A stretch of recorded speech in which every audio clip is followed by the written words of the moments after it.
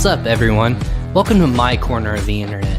I'm your host, Ryan Kramer, and this is Crossover Commerce, presented by PingPong Payments, the leading global payments provider helping sellers keep more of their hard-earned money.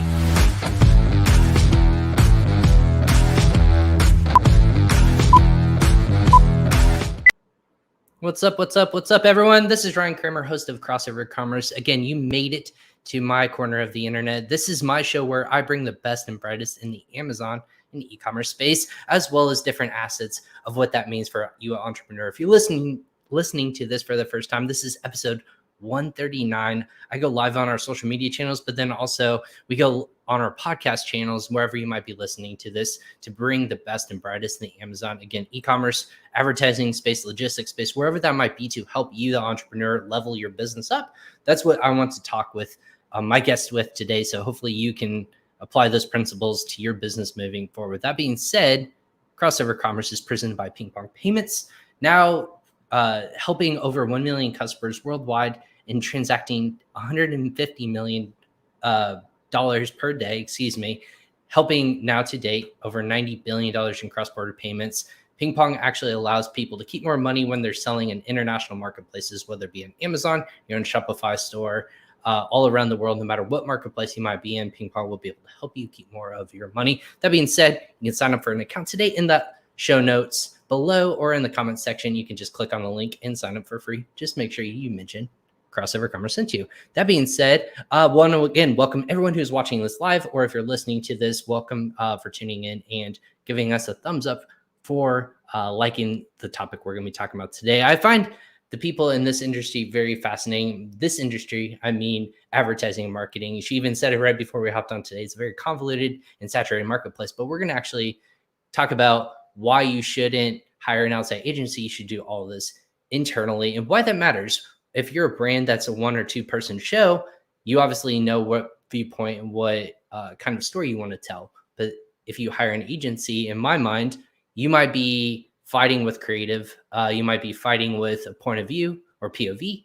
You might be fighting with a lot of different things. And butting heads is never a win for anyone in this business. So that being said, I wanted to bring on Katie White of KW Content. She actually she's been in the business for, she's run multiple different campaigns, social media marketing, global content, and has an agency, KW Content, developing launch strategies and social media programs for purpose-driven brands.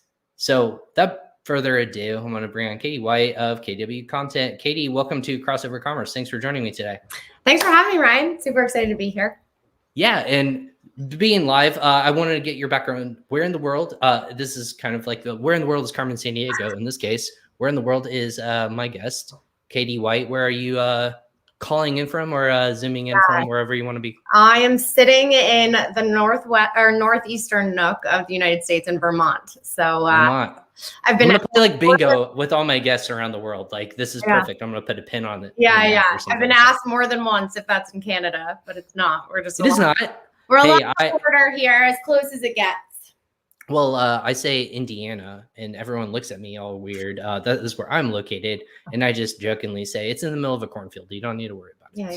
So no worries there. But our audience is international. We love talking with people. I love specifically talking with people in various aspects of e-commerce. That's my background.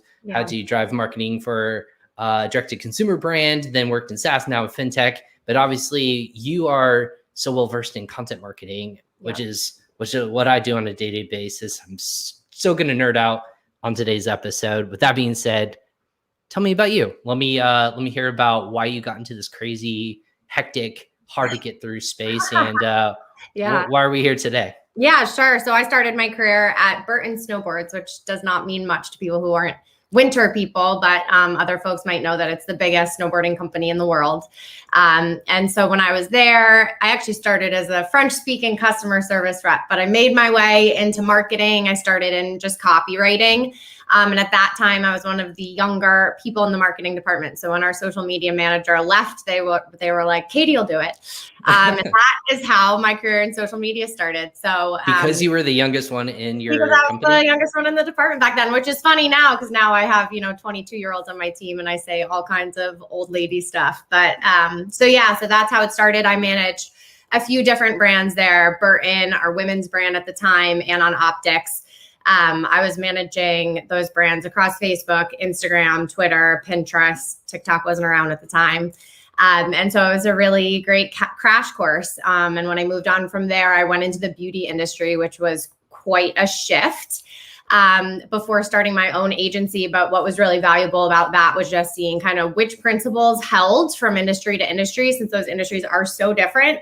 And kind of which pieces changed, which pieces stayed the same, which is, the fundamentals and the frameworks of what you're doing are largely the same, but the conversations that you're having obviously change. So that was the crash course. And since then, I founded my agency in 2017. We've worked with, at this point, thousands of brands. Actually, when the pandemic hit, we had to pivot. We had a bunch of our clients were pausing or canceling their contracts with us.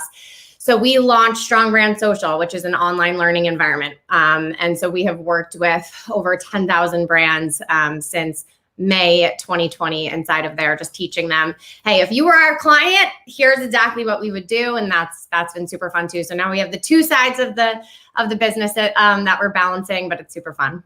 So you're managing and teaching at the same time. Correct. Yeah. That's amazing. So what's more fun for you right now, since you've had some legs for the teaching side, but now you've been managing? What's more fun for you as a content creator and marketer? It's hard to answer because I love our clients on the agency side. But being able to, when I first started my agency, I wanted to work with small businesses. I thought, this is great. I'm going to leave this big corporation. I'm going to work with small businesses. And at that time in 2017, I actually had this day where I remember going door to door in our downtown in Burlington, Vermont, just to talk to people, see kind of like how they felt about social media. Were they using it? And it was like, I was the Grim Reaper. People wanted nothing to do with me because marketer, is kind of a dirty word for small businesses. And it really wasn't until 2020 that all of these like small brands that I always wanted to help were really in the market for my help. So I've been really enjoying that. And I also have been really just, since I'm a writer at heart, enjoying the process of kind of breaking down the complexity of the field into like digestible, sort of comprehensive frameworks and all of that. So it's definitely a hard thing to answer, but I've been enjoying Strong Brand Social so far. Yeah. Amazing. Well, congrats on I say pivot. Like we all had to pivot in one way or another in this industry, or like just because of like that's how small business works, right? I would say you have to find the ways to listen to your customer first. I would think that would be the first rule of marketing, is listening to your customer. Yeah. And then second, to make sure that what you're doing is working. If not, change something up, because if we're not adapting, we're dying. So that being said, so you're a marketer at heart, you're a copywriter. It sounds like you're an agency, but you said why maybe not? Maybe you want to build social media in-house instead of with an agency. So ultimately, why I picked this topic was the two kind of butt heads where you're telling people not to work with an agency in theory. Yeah. Maybe we'll get to that. But you're an agency. So what's the genesis of this topic, if you will? Yeah, I mean, I think that it's interesting, right? When I started my agency, I had this vision like, okay, this is great. I will consult brands on their content strategies, and then I will consult them on how to execute them, because in my heart, I truly feel that it is extremely important and more beneficial for a brand to own their social media in-house. And when I say that, I don't necessarily mean that you don't work with strategic partners. But I think the day-to-day and managing that relationship with your customer and how your brand is showing up online, to outsource that undermines your competitive edge and your relationship with your customers. So, but when I first started my agency, it was like, I got literally laughed at when I said, well, I'll create your strategy and then you'll implement it. I was like, no, if you're creating my strategy, I need you to do it. And I get it. It's small brands or medium-sized brands. They're just trying to make the best decisions with their resources. But ultimately, brands are paying my agency a pretty large premium for the most part to get us up to speed on all the knowledge that already lives inside of their head, right? Like the brand owner, the founder, the marketing director, their internal team knows the customer, the brand DNA, the product, the competitive landscape better than anyone else. And so what I see is that when we're doing that done for you work, the field is what we're already experts at. You're paying us to get us up to speed on your brand and all of those, proprietary pieces that you're already so familiar with. So that's sort of where the rub is that when it comes to allocating resources, depending on where your brand is at, there are a lot of times that empowering yourself to lead that program is probably more resource efficient, not to mention more effective than working with, I'm not saying there aren't great agencies out there. There of course are, but it's really personal. The social media aspect of your brand is personification. It's the relationship with your customer. It's how you stand out in a crowded marketplace. So it's really important. Well, I would think that'd be almost a burden on any agency to take on in general, because if you're taking on a client, they have either a product, a service, or an idea that they're trying to sell, correct? Like that, those are the three pillars, if you will, for any business. You have to be intimate enough with that product in order, if someone says, hey, I tried to use this product in this way, it didn't work, am I doing something wrong, ... and they might be commenting on a social post. You have no clue if that product might be, in theory, effective or defective in that regard. So you have to actually answer on behalf of the client, and it might be actually wrong, but you have to speak and have that voice. So I think it'd be cumbersome for you as or any agency to really take on. Is that kind of also the nuance of everything? It's true. I mean, our agency, that's one of the reasons why I actually think that our agency probably has some of the best, project management systems and processes set up, because I came from 10 years of doing this inside of a brand house. And so those lines of communication and making sure that they're super agile and responsive, it's really, really important. And you're absolutely right. It's like we're the front lines. And so being intimate with the product, being intimate with everything that's happening on the brand side, all has to be baked into what we do. And I talk to our team all of the time of like, we are overcoming a degree of separation that really the customer does not want to feel is there. And so those pieces just become really, really important. And there is, some operational drag there, but it becomes very important. I think if you are working with an agency, to make sure that you vet in this particular space, that you're vetting, for me, I knew it was really important to me that our clients are paying us for the work they're paying us to do, not all of that stuff that can happen operationally when you're doubling back to find out things that you haven't gathered beforehand. So the onboarding process should not be rushed, even though oftentimes that's a challenge, and making sure that there's really responsive lines of communication so that when customers need anything or have any questions, that it feels like there's no degree of separation. Yeah. Absolutely, because they're trying to engage with you in that moment. And that's both a blessing and a curse now that social media has become this interactive medium. Instead of like calling into a customer service line and waiting for someone to engage with you, you can actually just post a comment out there and to live, but they want that immediacy of a response back. So that being said, do you feel a sense of pressure to have that right and to get it within a certain amount of time? Because I know metrics on pages, they say like responds within, 5 minutes of asking a question or anything like that. Like Facebook will throw it in your face on any sort of page and say responds quickly or doesn't typically respond within a day or something like that. Yeah. There's definitely pressure, and it's an interesting place to be in, because I think one of the things that I've been really happy to see recently is just conversations around social media managers and the actual scope of their work, and the hours that are expected of them, and how that impacts their mental health, right? And all of that. And so for me, I feel like I'm in this interesting intersection of wanting so much, obviously, what is best for our clients and what is best for their customers. And then at the same time, needing to create boundaries for the members of my team. So a lot of times I think the answer is a combination and a collaboration between the brands and the agency, right? There's certain times that maybe you need someone internal to handle something, or certain hours of the day, or you have, community management teams that are made up of, sprawling time zones so that you can have all of those bases covered. It's definitely like a huge consideration for sure. Right. It's definitely a 24-hour industry instead of our operation hours. You can call us between like 10 and 10 or something like that, which is always nice to know. But is that, have we become spoiled as a society where it's a 24-hour industry now? Is that a good thing or a bad thing in your mind?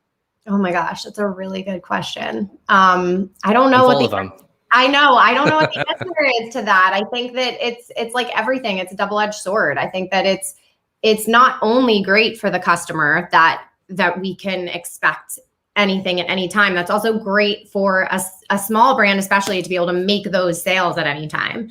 I think that years ago, I remember I was consulting with a small local bookstore, and the Amazon conversation was a huge one. And it was like, well, Amazon's not going backwards, right? So we have to figure out how we're going to answer that, and how are we going to create a sense of service and a sense of community in these online spaces where our customers are, right? So I don't know whether I can say it's good or bad. I feel like it's just the times and adapting to it. And if you can find ways to meet your customer where you are, you're going to benefit. That's a good answer. I mean, that's not political. I would say I would agree with you. It depends on the perspective you're coming from, right? If you're a customer, you want to have that immediacy response, but also as a business, I have to sleep at some point too, or me and my business, depending on how big we are, we have to actually sit down and have our own lives too, apart from what we might be growing. So that is truly a double-edged sword, if you will. Your statistic that you that you shot over before this was super interesting. I want to get your kind of thoughts on this matter.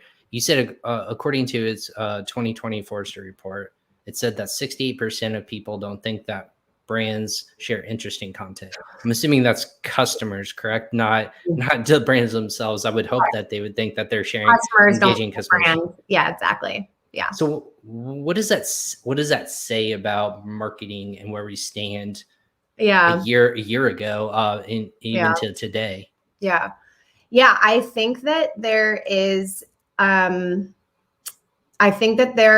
dissonance between one thing that's been on my mind a lot lately, right, is let's take Instagram, for example. Instagram is announcing they're no longer a photo only platform. Their videos are going after TikTok, and they're dumping millions, if not more, dollars into creators to create content on their space, right? And I'm watching our small business owners freak out because they're not content creators, and they don't have the capacity to show up in that way.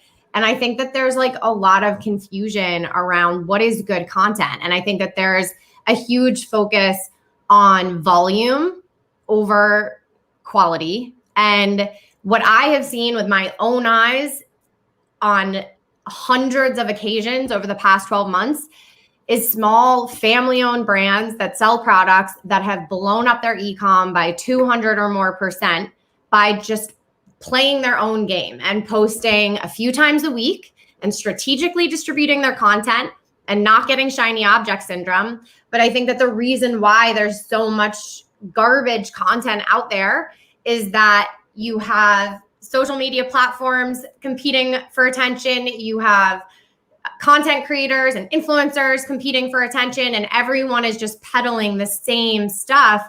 And I made an analogy the other day about the social media industry not being very different than the beauty industry. When you think about it, we're just creating issues that don't exist to sell you more stuff, to sell you more templates, to sell you more courses, to sell you the latest and greatest features. But then we're buying templates as small brands that thousands of other small brands are using. So we're showing up and looking exactly the same, when the whole point for us, like strategically as small brands, to show up is to differentiate ourselves. So if we got lost and we focus too much on the advice we're getting to post every single day instead of like the why we're posting and what we're posting, and we're living just in the tactics instead of the strategy, which should always just be about your customer's journey and what they need from you and what they need to hear from you. If we're living in the tactics, I think that that's when, customers are seeing a bunch of content that looks the same, and it's not appealing and it's not really making any meaningful impact. Right. So I think that's where that's coming from. Well, yeah, you have those tutorials that say, this is how often and every other, almost what it looks like on your profile versus what it looks like in color scheme and what you're trying to sell, and in story versus reel versus post. It's flipping confusing if I'm going to be honest with you. But we were talking about this yesterday with another agency from the Loft 325. She actually was talking about, obviously Facebook and Instagram are at this exciting platform. The point that we were bringing up with there's so many different offshoots to be figuring out where your customer comes from. Yeah. For example, if they're coming and watching your story or your feed, or again, reels, there's too many different places to really focus your time in the consumer's time. And then she said the reason why I like TikTok, for example, and maybe this is something that you've been experimenting with, you said, in terms of video, is that TikTok only has one locale. Right. It's one hose. It's a lot. It constantly is flowing, but there's only one place that you have to focus in that area. So is that what's exciting about maybe platforms like TikTok instead of like the ones where you have to cast a wider net? Does that make sense? Yeah, I think so. I think for me, what's most exciting about TikTok is just, at this point you go on Facebook and Instagram and every 3 posts is an ad. Right. And so the user experience is starting to diminish. That's a point I hadn't really thought of. I'm interested to see how long that will be the case. I think just the organic, the sense of community on TikTok, because it's mostly organic content at this point, like the ratios, right? It just feels really good. And I think, and then in that same token, like the real problem with Facebook and Instagram right now is that, you have people out there that are peddling like purely organic strategies. But the fact is that the average pages organic reach is 5%. So 5% of your followers. So that's, you have to pay to play, but you got to make it feel organic. I think when it comes to all of the different places you can publish on these channels, I think it's mostly about, definitely, like we always say, deploy your strategy like for 90 days and then look at the data. So for one of our brands, we're realizing that based on the age range of our demographic, they're really not consuming stories as much as another one of our brands we have a younger demographic and they're consuming way more stories. So I don't think that needs to be so confusing if you're just like isolating the data and kind of looking at it. But yeah, I think that is the simplicity of TikTok is really appealing right now. The community is really appealing. The fact that it is about content creation, people can't just like outbid each other.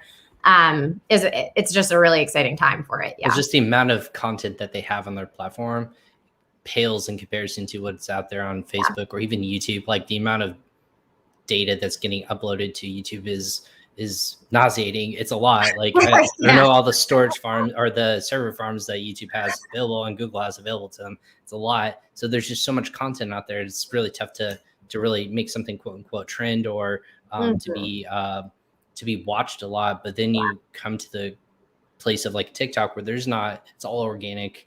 Ads are becoming more of a thing. So that being said, what is there a so if I'm a brand, I'm starting out, don't have the budget to work with an agency, or I'm not ready for an agency yet in this capacity. Where am I starting?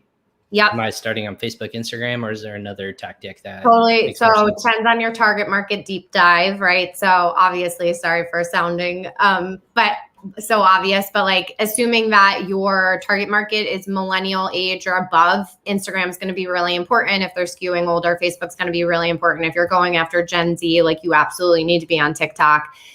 That's not black and white for sure. There are older, millennials and Gen X coming onto TikTok. But when you're thinking about your channel strategy, those are general guidelines. I think the tricky thing, if you're millennial age range and up, the tricky thing about bypassing Instagram, for example, is that these platforms at this point, Facebook and Instagram, are in some ways like your website, right? Some folks are going to hear your brand name and they're going to search you on Instagram before searching you on Google. And so it kind of becomes a little table stakes.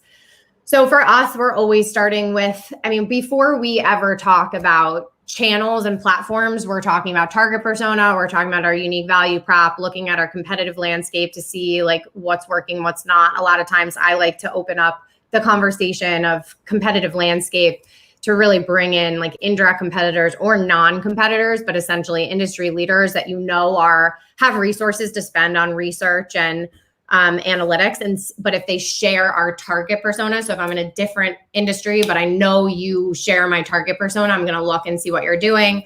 So going through that and then really developing the messaging strategy first and just like the overarching kind of arc of the conversation that you want to be having with them prior to then diving into platform specific creative. So what about the creative in general? I love it when, and I think this is the most like natural feeling. You mentioned a couple times with TikTok feels more organic, it feels natural, user generated content. Yeah, I feel like that's what resonates with most consumers the most is an idiot is trying to do something and then like something blows up in their face and that's funny to people. But when it gets to that polished stage, that makes sense. Like you see something's like, oh, it's edited. Like that stinks. Yeah. You kind of like don't trust it to a certain point. What's that fine line for you, Katie? Like is there a distinguishing line that you can't cross? Otherwise the customer won't trust you. Yeah, it's so funny that you say that because we in our content strategies all the time will talk about like, hey, before you have like user generated content that folks are creating, like your customers are creating, do this to make it look like it. And then your audience will know what you're looking for. So that's funny that you say that. It depends. It depends on the industry. So different industries are going to have different levels of tolerance for like what engages their people and the quality of creative and the production quality of creative, I should say. But the word the term that I always like to use is like attainable aspiration. So the content quality needs to be high quality enough that it catches our attention. It needs to have enough contrast, right? That like my eye does not need to work very hard to understand what I'm seeing. But once it crosses a line into, I cannot picture myself being able to create this piece of content, like it's reached a production level that feels unattainable, that's usually one that you start to see engagement slip off. So are you talking about if I'm filming not on my phone anymore, but I get like a higher quality camera or there's like setup and lighting, is that the look and feel that you're talking about, or what's kind of that? Yeah. Is there any specific example you can give? Well, I mean, I think that Reels and TikToks are really like the greatest example when it comes to like video content for editing. These like sort of meme video style transitions and editing feel really, I mean, they are attainable. That's why users can generate this content versus something that like I need editing software, right, to create, and it's a higher production value. So I feel like that's the best example that we have right now are those formats. So what's your most favorite form of content to create in that capacity, whether it be video, visual, blog form? What's the best thing that you enjoy creating and that's resonating with people right now, do you think? I'm definitely having fun. I'm having fun with Reels. You know, it's funny because I am a social media consultant that as well does not have the time that I need to create, like to work on my own brand content. So, you know, we're doing cool stuff like cool Reel style recipe videos for clients and just like more lifestyle, fun sort of Reels TikTok for clients. I was laughing when you asked this because to this day, some of our highest performing content on our own channels are just what we call words of encouragement posts. So they're like 5 you can do it. 5 to 10, exactly. Like the more accessible, the better. We call them words of encouragement. And the idea is that like they're the top of our funnel. They let our customer know, like we see them. Basically, we think of our people as your entrepreneurs. You're like, everybody's just like trudging through the mud. And like, what can we say to you then and there in that moment to motivate you to keep going? And those to this day, I mean, their engagement just absolutely crushes the Reels we produce. They do so well, and people just like the crowd goes wild, right? And it's like the simpler, the better. So that's more like the darker the times we live in, the more that you need to just like pump people up and you're like, it's going to be okay. This one will come out tomorrow. Like, you want to go into song and dance with Annie and all that fun stuff. It's great. Right? Yeah. Yeah. And the more, I mean, I also think it goes to say like what we're talking about with video creative, the more accessible, the better. Like for most markets, for most audiences, for most brands, not overthinking it. And because I think that's an interesting rub with creatives. I've worked in incredible creative departments with incredible creative directors and incredible designers. And there's such a dissonance between the creative, that incredible creative departments want to work on, and what their audience responds to. And it's hard to stomach sometimes, because it's this low hanging fruit, most accessible, took us 5 minutes to produce piece of content, blew up our account, and this thing that we spent like an entire quarter working on just kind of fell flat. It's almost like you have to reset the bar of expectations even lower than what you potentially think is there. It's almost, you don't want to shoot over your potential customer or your customer's head constantly. And you're like, what are they talking about? Are we missing something? Almost you want to dumb it down to a point of accessibility, but that sounds bad. It sounds on the bad, customer. True. Yeah. And I don't know if it's dumbing it. I think it's mostly, it's not necessarily because your customer wouldn't understand a different level of creative if they had time. I think it's really important to think about the context, right? We're all being smacked over the head with thousands of messages every single day. You open up your app, like you're standing in line, you want to distract yourself for 5 minutes, and we're not even aware of how much we're taking on. So I think it's more that than anything else, that unless my brain can make complete sense of it in a split second, I just don't have the attention span, because everyone is competing for my attention. Right. What about the live aspect of brands going live in content? So this podcast is live, but then we repurpose it for like thought leadership, and like we break it down and slice and dice it. So you're going to hear like different segments of this very episode later on for people to use it in like 12-second increments or whatever that might look like. What about the nature of live and feeling like that engagement from audiences? You see like tens of thousands of people like tuning in, like, what are they going to talk about? Or there's a release of a new product or something like that. Do you have those nuanced? Is that like almost like an ace up your sleeve? Like you're ready to play it, you have to use it wisely, and then when you play it, it kind of just blows up for a brand? Yeah, I think it depends on the brand. I think that for a lot of brands, you see lives that go viral, so to speak. And for me, that means we're attracting new customers through that. I think that the thing that we can always depend on when we go live, just like if we're not talking about like extraordinary events and more sort of what is in the realm of possibility for most brands and businesses, is that it's such an important way to continue to nurture the relationship with the folks that you already have, right? Like the level of transparency and the level of, to like conversation that you can have with people, and the extent to which you can bring people behind the scenes and build that trust, that for the same reasons we're talking about UGC and the same reasons we're talking about accessible content, that just it's not produced and people know what you see is what you get. I think that's such an important part of nurturing like brand evangelism and loyalty and advocacy, is being willing to show up raw, transparently, and live and have those conversations with your customers. So I think that it always can end up leading to word of mouth. And in certain instances, with certain power behind certain brands, it can blow up for sure.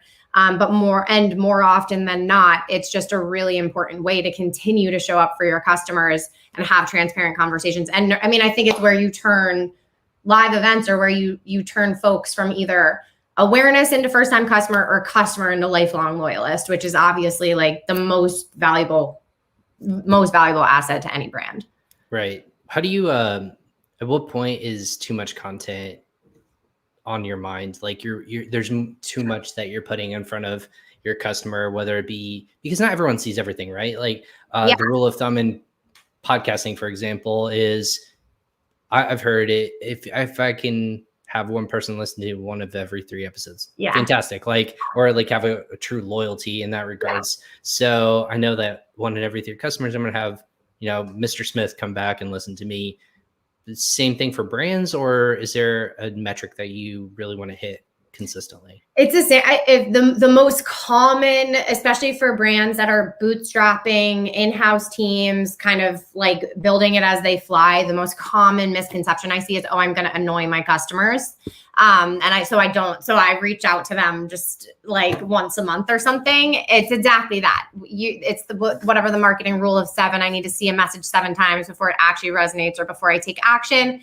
And I think the other the other really important thing to remember is that people have different learning styles and different communication styles. So some people are going to prefer listening to this podcast. Other folks are going to really like appreciate that it comes out in a blog that they can read in 10 minutes, right? So for us, I mean, we're sort of like minimum posting 3 times a week on social. If you can do more and it doesn't cannibalize other activities that should be happening inside of your business, that's great.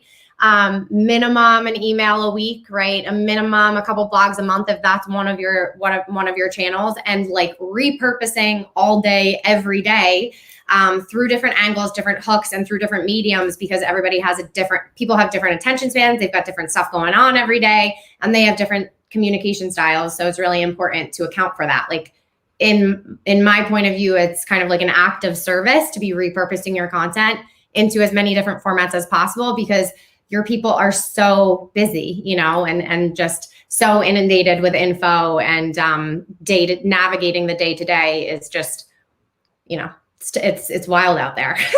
I always think of it as a sales call, right? When I used to be calling potential customers all the time for former companies, I would say, hi, I know that like if now's not a good time, when would be another time to engage with you in your schedule? Not an infringement on their time, because most times when people are naive enough, they're calling and you have your cell phone wherever you're at, and you're like, oh, let me just go into my pitch. I think the most successful people are like, how would you best like to consume me? Is now a good time, or would another time in your schedule be okay with not infringing on your moment? And so it's kind of that invitation of when is best for my customer to engage with me, instead of, hey, what you're doing right now, not as busy as what I have to peddle to you potentially. I'm not saying everyone's peddling. So is there a way that you can finesse and create content that's inviting like that? Or what would be the best strategy to do that? I think that's really valid. I think that also kind of ties back into like, I would reiterate what you just said, especially if you're producing original content. If you're just like slamming people with the same templates that everybody else is using, then like, I don't know whether that's value add.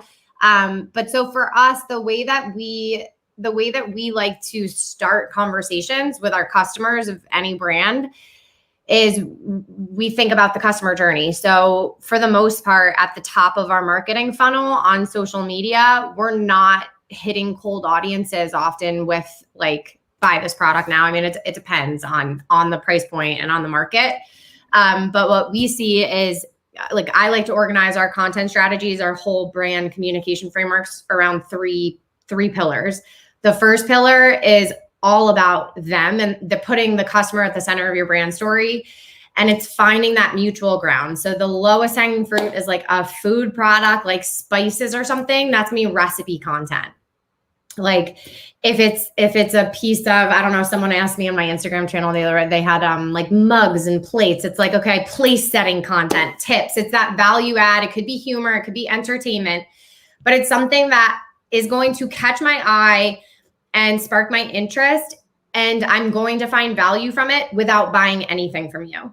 And then the second pillar is, okay, here's my product. Here's everything you need to know about it. And the third pillar is where you kind of stick all the know, like, and trust stuff that people say should make your whole marketing calendar. But really, we just want it to be like 20%, where they can get to know you. It's lives like this, get to know the brand better, get to know the personality. And the goal of that pillar is to kind of transition people from first-time buyers to lifelong loyalists.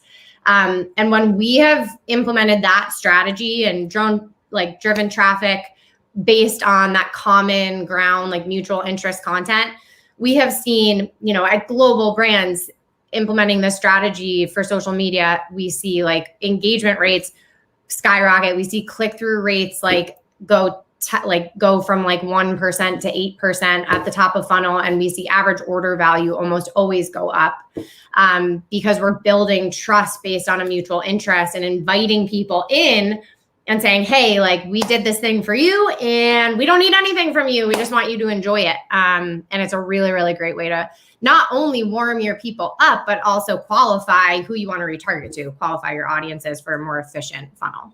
What's the hardest one of those three to do in your mind? Most people have the hardest time with pillar one. I mean, it depends, but most people have the hardest time on like, what's that mutual ground how am I going to get attention? But that is really the content that like cuts through the noise, meets your people where they are.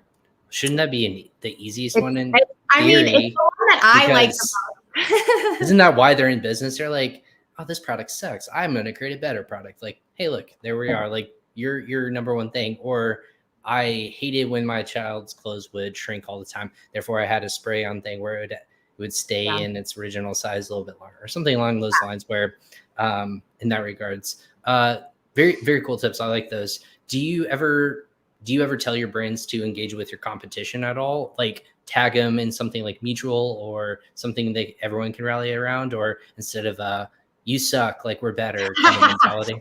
Yes. I think it depends on the size of the brand and their place in the market. And it's something that some brands are a little reluctant to do. Like I've worked for, big global marketplace leaders that are like, I'm not following my competition on Instagram. But yeah, I do. I think creating a sense of camaraderie, especially within social, it's supposed to be social. If we're all in the same place, it's like the equivalent of, I like to, that same storytelling or like customer storytelling journey that I just described is very much the same as like when we used to go to cocktail parties, right? And you want to like meet someone new and you want to like make friends with them. How do you go about that? And so the equivalent of like not engaging positively with your competition would be sort of snubbing people that right, in a social environment. So I think it's a really, really good place to keep your finger on the pulse, and also engaging with your competition on social media ultimately is just going to bring their audience back, their eyeballs back towards you. So I'm all for that. Well, this is the kind of scenario I always bring out. Is maybe this is completely wrong, but this is my thought process behind it. It's like buying a car, right? Like cars are same car. You can get it on 100 different places. Why should they trust that dealership? Maybe it's because your interaction with one customer service person, or you like their ad, or they're conveniently and close by with you. There's all these different nuances why they would choose one over the other. But they're all, if they're not going to choose one, you want to make sure that they go with that brand. Or if I'm Chevrolet, for example, brand car company, I don't care where you buy it. I want you just to get the best car for you. But if I push competition, they're going to probably tend towards go back to me time and time again. Yeah. No matter where they might buy that car, in theory, we're all might be selling similar products or so, but if it's not with me, do it with somebody else too, because in theory, we're all trying to help you. That's why services are so important, to kind of put that at the forefront, tell them how you're going to, they don't tell you how they're going to help you, which is almost the frustrating part. Is like, why is this going to be worth your while? Like, what problem are we solving? Not my brand means nothing. My brand is tied to a game, for example, like PingPong is tied to a table tennis game, but why are we different than our competition XYZ? So I don't know, that engagement. I always think like you can do that through humor. You can do that through cost analysis, comparative analysis, what you might be getting with us versus competition. You can do it in all these different like positive and negative ways, or just like neutral ways. So I didn't know if you had anything to add to that, but I do. I think that's a couple of things come to mind when you were sharing that. I think one is that personification, like I'll go back to that personification is everything. That's why we're on social media. And so giving your customers or prospects to see you flex your personification, not just through the content that you're publishing, but the way you interact with others, is more meaningful and more impactful than I think most brands realize. It's where like the community manager role, although it is oftentimes a low man on the totem pole, is so incredibly important, because you can create customers through 3-word comments, right? If they're done well. And the second is that I think this entire conversation is like, it is true if your brand there is a little bit of like faith involved, that investing in personification and investing in how you communicate with your customers, even in the smallest of ways, will pay off. I think it does pay off if there is strong alignment between your brand values and your customer, right? So if you don't really have a strong sense of self as a brand, then you also probably don't have customers that necessarily care about this stuff. But if you have a strong sense of self as a brand and a strong sense of values, you are more than likely trying to attract and attracting folks that really do find joy in seeing those small interactions, and that really does impact them. So I think it's just an interesting conversation. And for me, it's what's really fun about this space. You know, there's plenty that isn't all that fun about this space, but these kind of little conversations and the nuance of personification and all the different ways that you can show up for your people is one of the fun parts. So we have Katie White on from KW Content. Katie, I'm curious to you, when a new customer's sitting down with you, or, you know, going through a computer similar to this, what are the things you wish more customers would ask you as an agency if they want to work with you? Oh, that's a great question. I think I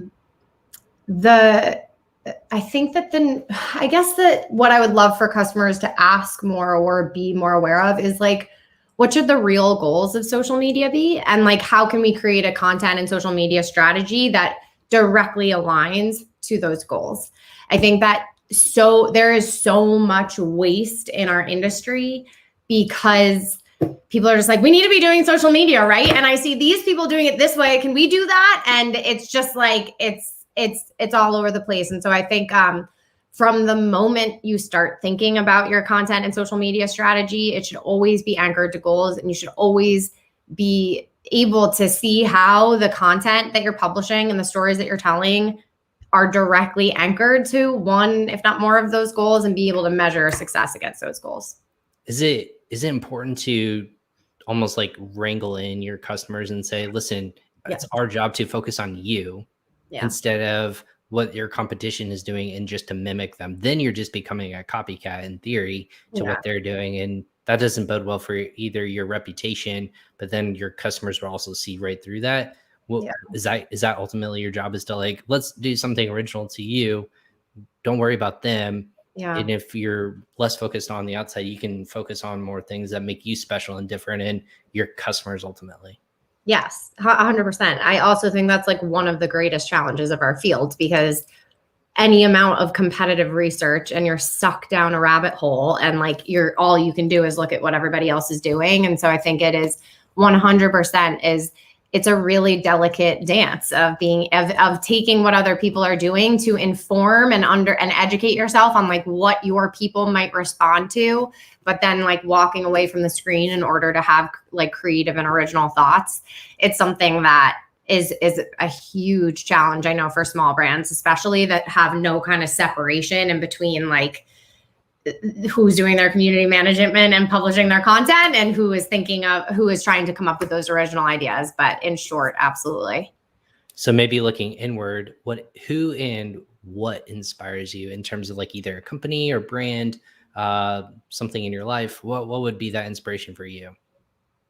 That's a really good question. I mean, for me, it is all about the small brands that we work with. I think I have a pretty like, for me, when we first started working with purpose-driven brands, where we felt like I, in a lot of ways, had to like figure out a way to be a marketer that worked well for me and like my soul. And so for me, at first, it was like, okay, well, if we're working with brands that have more like have a triple bottom line approach to business, or whether it's like people, planet, profit, and it's not just driving profit, then we can kind of position ourselves as folks that can help make the world a better place through helping like big-hearted, purpose-driven brands improve their impact on the world and grow the footprint of their positive impact.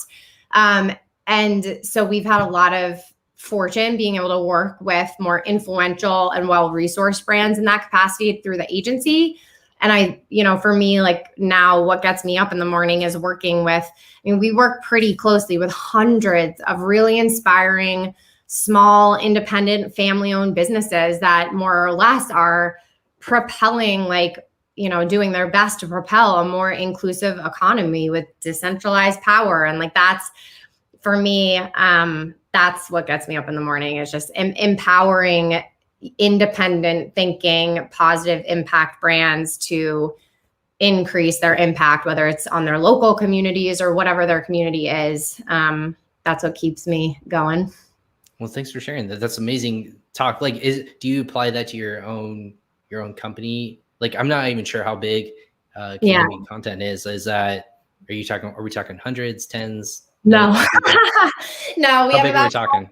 10 employees and Okay. then, we have all kinds of contractors and that good stuff, but so small for sure. And yeah, we think about that all the time. I am definitely a like big picture thinker, loop opener, I've been told. And for me, it is anytime I'm feeling even the slightest bit burnt out, I have to kind of re-anchor and like, okay, where are we going and why are we going there? And as a company that is pretty like insulated in a pretty homogenous state of Vermont, doing that work is going to be a lifelong project. And so, so we talk about it all the time. We're always kind of anchored in like, what is our purpose here, and sort of propelling inclusive economy and those principles is kind of the latest for us, the latest version. And it iterates as you grow, right? For me, the first part was just like, can I create a great place to work? Because you feel like a lot of people come out of corporate and they feel like they've kind of been like either underappreciated or underutilized, right? That's where I started. So as you grow, your mission kind of, I think, has to keep evolving to keep up with, your purpose and propelling you forward. So what do those chapters look like for you? Like if you had to you're J.K. Rowling and you're writing the next saga of Harry Potter, like what's that for the content team and you and the business? Yeah, that's a great question. I think for us, it has been the first chapter was just like establishing a great place to work where me and my first few teammates felt empowered. The second chapter was definitely strong brand social and empowering small brands to see themselves, like empower themselves to grow online. And that has been extremely fulfilling. And I think for me, what's next is really like, how do we, it keeps me up at night, the downsides and the dangers of social media in the field that I'm in, right? It's not nothing. And so for me, I think I'm really interested in taking this conversation more and more towards community building and business growth by community building. And that if we're thinking about it that way, then purpose, the idea of purpose in our brand becomes less of a, like, for some brands, they think of it as a risk. Like if I try to create this impact, but it doesn't sit well with all of my customers, what will happen? But if you're just community building from the very beginning and changing the idea from like marketing to community building with people that have the same values as you, then the impact that you're going to be able to have is going to be equal to, the growth rate of your business. And the two don't need to be exclusive. They can absolutely exist alongside each other. So what needs to be created, or what is created for that to happen? Like, do people need to suck less, or is there a tool that needs to be created in terms of like, hey, we can all like work together a little bit better, a little bit more effectively, and not be negative in that context? Yeah, I mean, I would like to think that it's small like brands that are impacting their local communities that need to continue to be empowered and need to continue to be given the tools that they need to I think one of the biggest issues, right, for small brands, and like when I think about family-owned businesses, whether that's one that's like, we have family-owned businesses that are blowing up on Amazon right now. So I don't only mean like mom and pop shops, right. But I think everyone struggles with time, right? Everyone struggles with, everybody is time starved. And so for us, that's really what we're trying to do through Strong Brand Social is I see social media experts who are folks who've had like maybe success growing one account, now turning around and being like, you need to be posting every day. You need to be creating reels 5 times a week, all this stuff that it's all about vanity metrics and how fast can our followers grow. It's not actually helping this business grow. It's shiny objects. It's keeping them stuck. So for us, I'm not sure. I think about like what tool would help these folks all of the time. And I don't have the answer to that. So my answer is that I just want to continue to help folks see that, when you're thinking about your marketing strategy, be really careful when you're just swiping advice off the internet, and you need to be making sure that it's customized, like your strategy, your business growth strategy is customized to your brand, your market, your customer, your values, your price point, your internal resources, so that you can continue to grow and make the impact that you want to have. Well, I love everything you say, and I would agree with it. And I would go into so many more topics, but we're already at the top of the hour. But Katie, before we kind of like cap off today's episode, if we had to reach out with you, which I'm sure tons of people will be doing after this, hopefully reaching out and following your story or your brands, what's the best way to do that with KW content? Yeah, you can find me on Instagram at KW Content or strongbrandssocial.com if you want to kind of get into our world and see what we're about. Just love educating people and just giving the voice to the small person is what I'm getting from this a lot. So do you have a projection for e-commerce? I like doing this, like see where we're at in the world. You're in Vermont, you see different things than I do in Indiana. We're both in very remote locations, quote unquote, that no one likes to like. Everyone's from California or from Chicago or Miami or New York or whatever. How do you see marketing and caveat e-commerce going in the next 6 months, year, like going into ending Q3, Q4, going into next year? Yeah, I mean, I think that from what I can see, like it's interesting. There's going to continue to be a push and pull between massive e-commerce monsters continuing to like grow really fast and the benefits that it gives to the consumers in the form of like speed and responsiveness. And I'm also reading a ton of reports about how much consumers are continuing to grow in their want for really feeling a connection to the brands that they support. And we know that like marketplaces are going to continue to grow. And so I think the improved experience for the consumer, that's not slowing down. That's something that every brand needs to be invested in and thinking constantly at, like, when in doubt, when you feel like you're spinning, you just constantly need to bring yourself back to the question of what is best for my consumer. So yeah, I guess that's less of a prediction and more of a piece of advice, but. Hey, we can all use more advice in our lives too. So we don't need to look in our crystal balls today, but no, I appreciate that. I think that lots of brands really struggle with that when they look at themselves. They need to just be true to themselves and why they got in this business. And I think that's the hardest thing to do is want to, like you said, shiny object syndrome is the bane of everyone's existence. Vanity metrics feel so like good instantaneously, but then also just don't ultimately like result into what you're trying to accomplish as an entrepreneur. So it's really hard to take yourself away from those things and really just keep your nose down and kind of keep pushing through and do what you set out to do. So congrats on all the success and like being able to ebb and flow, like I said, with the business and reach out to you. Obviously, I'm following you and everyone else should. And the way to do that, you can obviously reach out to Katie and her team. Follow them on KW content on Instagram. Just follow all the cool things. Get more information on your in your repertoire, if you will, for marketing and from her and her team. If you want to reach out, go ahead and do that through there. So thank you so much for hopping on today. It's already afternoon where we are. Freaking West Coast people are just waking up right now. So it's good to have this already done for the day. But hey, thank you so much for hopping on Crossover Commerce today. It was a real pleasure. Thank you, Ryan. Really appreciate it. This was fun. Yeah, no problem. Thank you so much. And again, wow, just amazing stuff today. I love it when for you who are listening to the show, again, this is listener, again, this is episode 139 of Crossover Commerce. I just love it when people can talk from a very true standpoint of coming from different perspectives. And that's what this podcast is all about. It truly is interesting to hear people's thought processes, building so many different brands in different ways, but being true to those core principles of creating loyalty, making sure that you know what the person is selling, but also just knowing what the perspective that company or that brand represents. So I think that's what I'm going to take away from today's episode. If you have any other questions, definitely reach out to me on social media. Again, you can do that on Instagram. You saw that handle down below, or you can reach out to Katie and her team at KW Content on Instagram. Thanks so much. This is, again, my corner of the internet.